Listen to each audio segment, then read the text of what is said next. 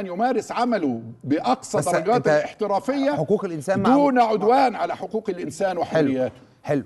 حقوق الانسان مع مظاهرات سلميه، لكن ما رايناه نحن لم تكن مظاهرات سلميه، كانت عمليات ارهابيه متعمده وسيارات مفخخه. ده اللي شفناه. ما هو ده. لا ده هنا بقى انت محتاج ايه؟ محتاج حقوق الانسان. الشرطي اللي بيموت في سياره مفخخه ده مش انسان برضه له حقوق؟ طب ما هو ده اللي انا بقوله، حقوق الانسان ده واجبه، واجب قيادات الشرطه، واجب قيادات الشرطه ان تحسن التخطيط والترتيب. فين جهاز المعلومات الذي يجعلني ازج باولادي؟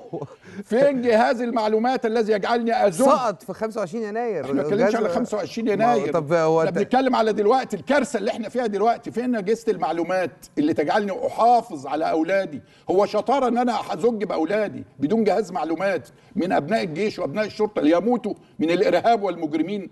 الشطاره ان انا احسن التخطيط عشان احافظ على ارواحهم ايضا. دكتور، ومع ذلك وارد اجهزه الامن وهي يعني تمارس